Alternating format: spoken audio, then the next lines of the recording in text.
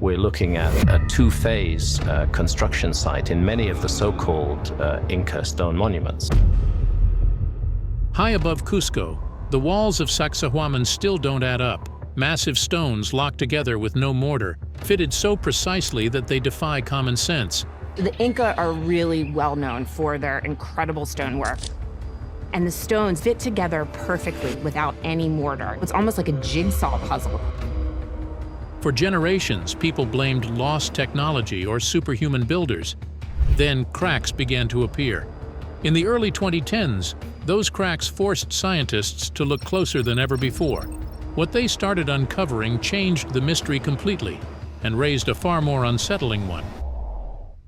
The mystery behind Cusco's massive walls. From the city below, the lines of Sacsaywaman cut across the slope like the jaw of some giant animal. 3 great steps of stone stacked one above the other.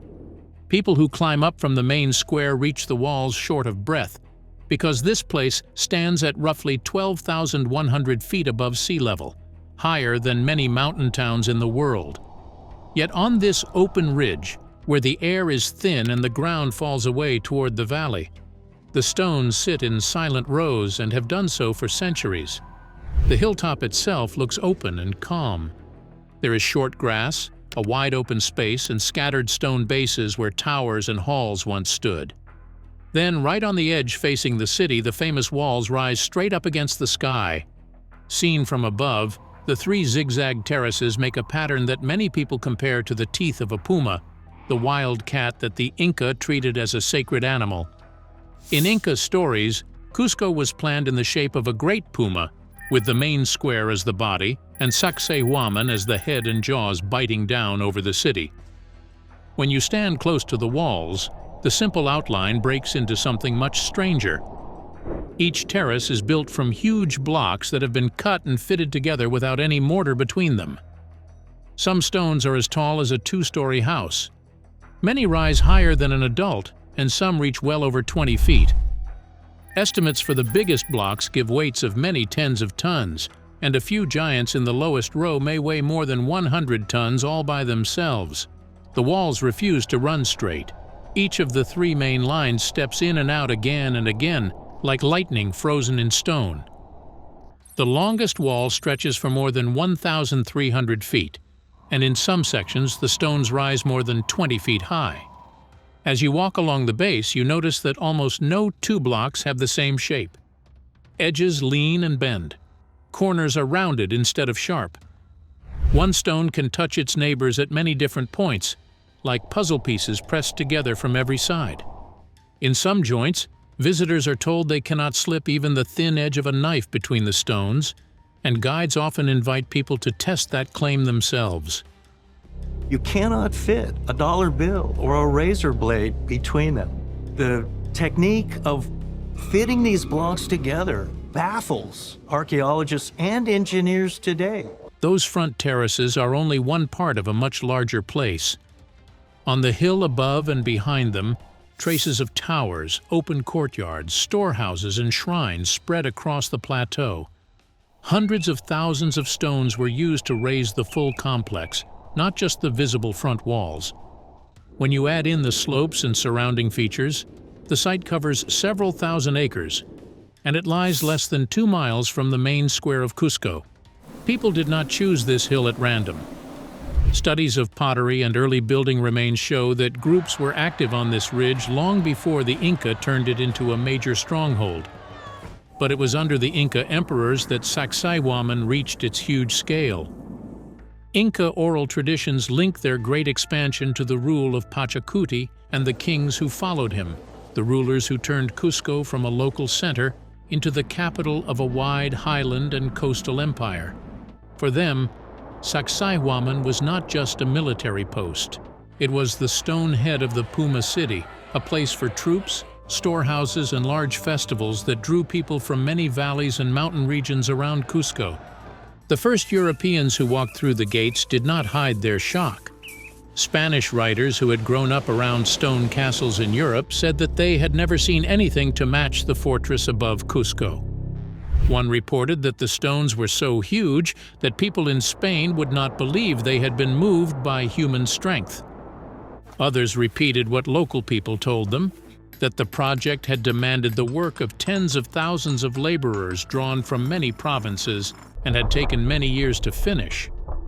Some Spaniards went further and claimed the walls must be the work of demons because they could not imagine any group of builders, no matter how skilled, making blocks of that size sit together so tightly with no mortar at all. Part of that shock comes from how the masonry balances raw force and small detail. From a distance, the three terraces look like solid lines pressing into the hillside. When you stand close, every joint looks like a separate problem that someone solved by hand. Some blocks curve inward at the base and flare slightly at the top so they lean back into the hill. Others carry small ledges and notches where another stone fits in like a key. Along the faces there are blocks with many angled sides, each one cut to match a neighbor. To build like this, the makers had to think in full three-dimensional shapes, not just in flat fronts. Each block had to fit the hole it filled and also help lock the stones above and beside it. The setting makes that puzzle even sharper. The high altitude brings strong sunlight in the dry season, heavy rain in the wet season, and cold nights for much of the year. All of that slowly wears down exposed rock, yet the big joints in the lowest rows still look clean and tight, even after centuries of use, neglect, and weather. Because the visible facts are so hard to explain at a glance, stories have formed around them. Guides and local storytellers talk about a secret plant whose juice could soften stone so that it could be molded like wet clay and then left to harden again. Other tales claim that builders mixed a kind of ancient concrete, poured it into earth molds, and stripped away the outer shell once it dried. There are stories about loud chants that made stones float into place, or about lost tools that could slice rock as easily as wood. In the most extreme versions, the credit does not go to the Inca at all, but to some unknown group with knowledge far beyond what we see in written history. On the other side of the argument are people who point back to basic facts about Inca life. Builders in this world did not use iron chisels or steel saws. They had no wheeled carts and no horses or oxen to pull heavy loads. Llamas can carry small packs, but they are not suited to dragging stones that weigh dozens of tons. That leaves human muscle, ropes, levers, ramps, and careful planning. When modern stone workers in the Cusco region try to copy the old joints using only hand tools, they find that it is possible to get very tight fits, but it takes a huge amount of time, patience, and skill. Later, history stripped away part of the original structure and made the puzzle even harder to explain. After the Spanish conquest, Sacsayhuamán became both a symbol of Inca resistance and a convenient quarry for the new city below. During an uprising in the early 1500s, the fortress was used as a stronghold and saw fierce fighting. In the quieter years that followed, many of the smaller and upper stones were dragged away and reused in churches and houses in Cusco. What survives today in the most famous view are mainly the lowest and largest rows of the Great Walls, stones so massive that later builders could not easily move them. By the time you step back from the walls, a few hard questions are almost impossible to ignore. What kind of stone did the builders choose? And did they shape it using heat or chemistry, or simply carve it in its natural state? How did people in a world without wheels or large draft animals cut such massive blocks free, move them across rough ground at high altitude, and set them so tightly that their faces meet with no visible mortar? The truth behind the stonework. Up close, the massive walls of Sacsayhuamán are built mainly from a pale gray rock called limestone.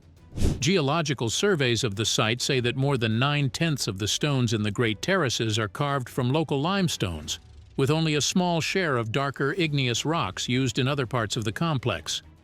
These limestones belong to thick layers that formed on an ancient sea floor. In places around the fortress, you can walk a few steps away from the wall and see the same kind of bedrock sticking out of the ground.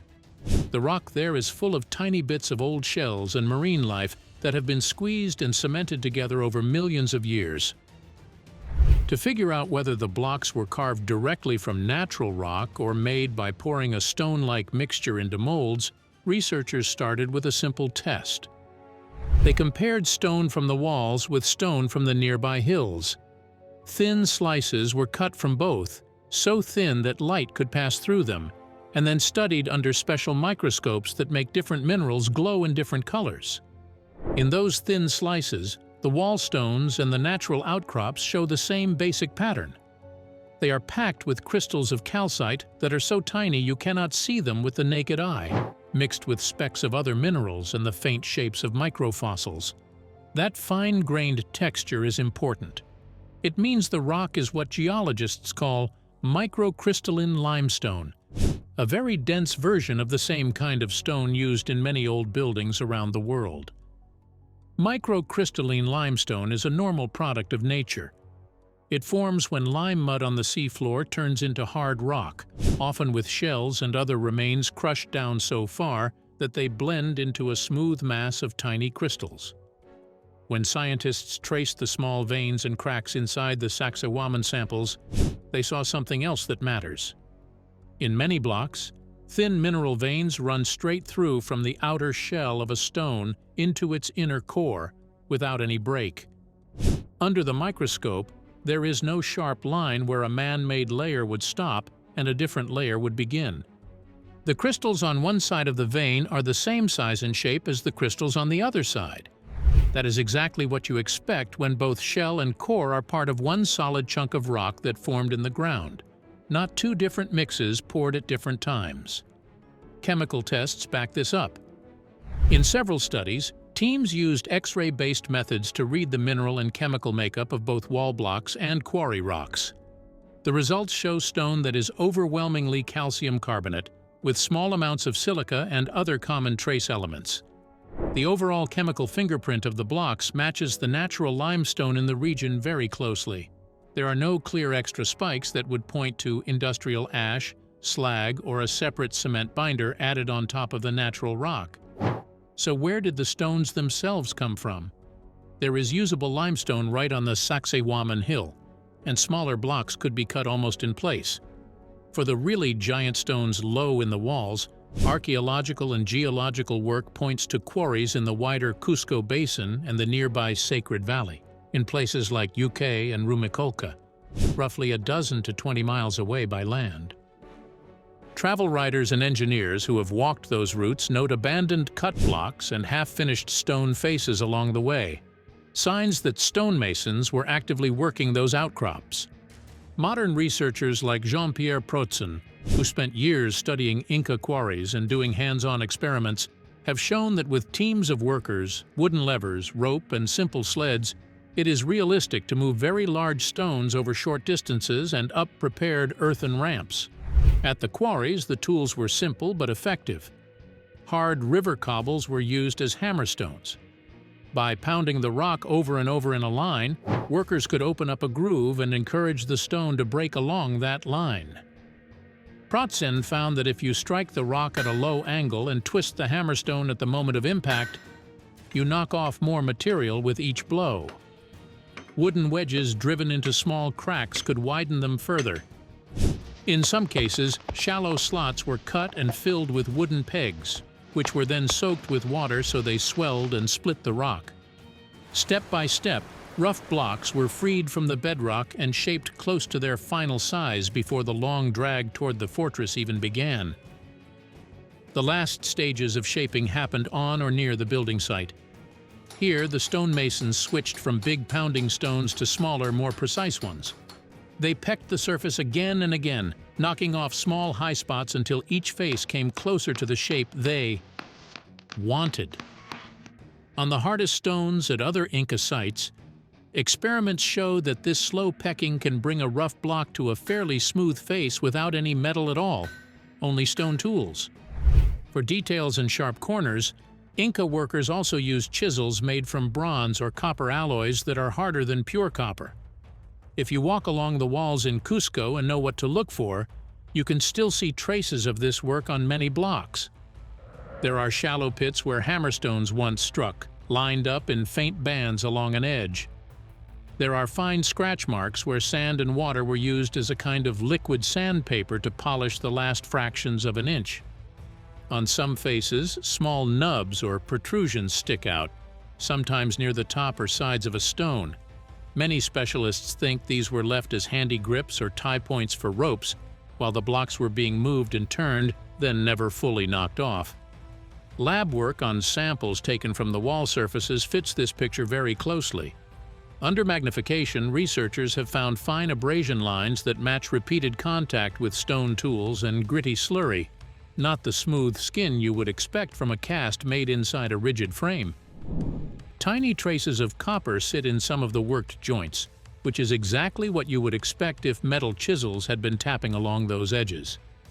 And once you understand what kind of stone you are looking at and how its faces were carved, the next surprise is what happens when all of that solid limestone has to sit on a steep Andean hillside that does not like to stay still. How the Inca made earthquake-proof walls. Cusco has lived through many strong earthquakes, and the hill under Sacsayhuamán is part of that moving ground. In the 17th century, a powerful quake shook the city so hard that many new Spanish buildings had to be rebuilt. In the middle of the 20th century, another large quake cracked churches and houses again. In both cases, Inca stone bases and terraces often stayed where they were while brick and weak mortar above them failed. At Coricancha, the Spanish church cracked badly, but the Inca foundations under it stayed almost untouched. For engineers, that contrast is a big clue. It tells them that Inca stonework is not just beautiful, it behaves in a different way when the ground starts to move. To understand what is going on, you have to look at the whole layout of Sacsayhuamán. The main front is made from 3 huge walls that follow a zigzag line across the slope rather than one straight curtain. That zigzag breaks the front into many short segments with corners that work like stoppers. When a wave of shaking hits one part of the line, those corners stop the force from racing from end to end. Each short section takes its own share of movement, so it is much harder for one long crack to run across the entire wall. The walls also lean back into the hill instead of standing perfectly straight. That inward tilt, which engineers call a batter, means the weight of each block is already pressing toward the slope, not away from it. Gravity is constantly pulling the stones into the hillside, so when the ground shakes, the blocks are already braced in the safest direction. The lowest terrace holds the biggest blocks, and the higher terraces use smaller stones. That wide, heavy base under a lighter top gives the whole front a low center of gravity, which is a simple but very effective way to make a structure hard to overturn. Also, because each stone touches its neighbors at many points instead of along a single flat line, the walls handle earthquakes in a different way. When a quake sends a wave through the hill, the force enters the wall through all those contact points. The stress spreads through a network of joints running in different directions. Some joints tighten, some allow a bit of sliding, and some open and close again. The fact that there is no mortar between the stones helps with this. In most modern walls, mortar glues the pieces in place but also makes the whole face more rigid. In a dry stone wall like the ones at Sacsayhuamán, tiny gaps and rough spots between stones act like built-in shock absorbers. Tests and simple computer models of dry stone walls show that this controlled rocking and sliding absorbs a lot of energy and keeps damage from focusing in one single crack. Researchers in Peru and Europe have used this idea to build detailed digital copies of Sacsayhuamán-style walls. In these models, every stone is treated as its own solid piece with weight, shape, and friction on each face. Real earthquake data from Peruvian stations are then sent through the model. What they see in these models matches what history suggests. When the shaking is small to moderate, most of the blocks simply rock in place and settle back into almost the same position. As the shaking grows stronger, more joints start to open and close, and some stones rotate a little and do not come fully back. Even then, the wall tends to lose shape in stages instead of breaking all at once. Only when the ground motion becomes very strong do the models show a clear toppling of one or more blocks. This gradual pattern helps explain why Inca walls often outlast nearby brick-and-mortar buildings. The stepped layout of Sacsayhuaman's terraces also changes how the hill itself reacts to shaking. A straight vertical cut in a slope is a natural weak point. If you slice a hill at one sharp angle and then stack a straight wall on the edge, any sideways push tends to drive the whole slice downhill. The Inca solution at Sacsayhuaman avoids that clean failure surface. Terraces break the hill into steps with short drops and flat platforms between them. When a quake hits, small slips can happen within one terrace without pulling down the whole hillside. The big front walls sit inside that stepped system rather than on a knife edge, which makes sudden large slides less likely. The hidden geometry that has kept the fortress safe now means that every new crack and every empty pocket under the hill matters more than it seems at first glance. The problems that could bring the walls down. Not long ago, people at Sacsayhuaman got a harsh reminder that these walls are not untouchable. During a very heavy storm in the year 2010, one section of the Great Terraces cracked, bulged, and finally gave way. A stretch of wall about 13 feet long and around 16 feet high, built from a little over 20 blocks, slumped and partially collapsed in the sector known as Los Baluartes on the third terrace. Local reports blamed an intense burst of rain that dumped roughly a full month's worth of water in a very short time, with more than an inch of rain pouring down the hill above the fortress. For people in Cusco, that break was more than just a damaged corner of an old monument. It showed, in a very physical way, how water is now one of the main enemies of these walls. When storms hit the city, rain runs off roofs, streets, and hillsides and rushes into old ravines and gullies. Some of that water slides along fractures in the bedrock under Sacsayhuaman. Some collects behind terrace faces and retaining walls.